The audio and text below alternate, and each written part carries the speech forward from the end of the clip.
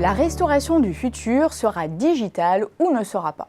Et pour cause. De la conquête à l'enrichissement de l'expérience client en passant par l'optimisation des process, la restauration commerciale ne peut faire l'économie de sa révolution numérique.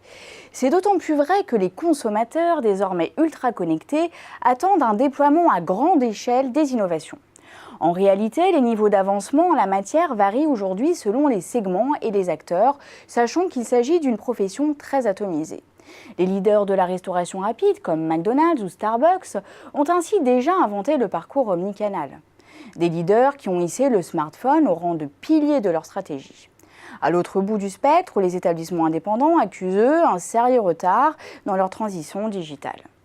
Par contraste avec une profession très atomisée, certains acteurs du web, et en particulier les foodtech, disposent d'une véritable force de frappe digitale. L'étude Xerfi Precepta s'est ainsi penchée sur l'état d'avancement du digital dans la restauration commerciale. Il en ressort que le segment de loin le plus digitalisé est celui de la restauration rapide, en particulier les concepts de burger, pizza et autres sushis. L'analyse montre également que le degré de digitalisation des restaurants indépendants repose sur l'existence de plateformes tierces de référencement local, de réservation et de livraison. Autre enseignement, il est bien plus facile d'engager la transition digitale d'une enseigne intégrée que franchisée. Or, la franchise est surreprésentée dans la restauration.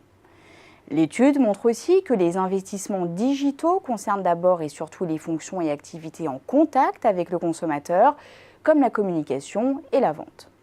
Le digital sert également à piloter un restaurant.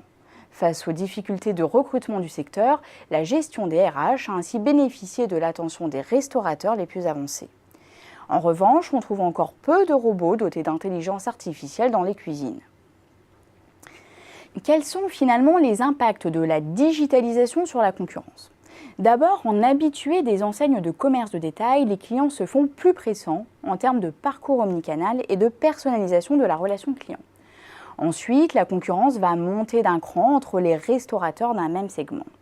Combien de temps McDonald's pourra-t-il se prévaloir de sa longueur d'avance alors que la standardisation des technologies finit par profiter à tous ? Ayant peu investi dans le commerce électronique, les fournisseurs de la restauration freinent eux le processus de digitalisation de la profession.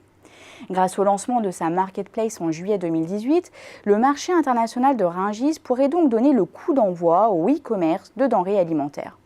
Quant aux restaurants virtuels, ils pourraient bien menacer les restaurants classiques, comme le rappelle la prise de contrôle de FoodChéri par Sodexo. Enfin, les alternatives à la restauration commerciale ne manquent pas. Rappelons en effet que l'enseigne alimentaire Franprix livre des repas via Just Eat, Glovo et Deliveroo.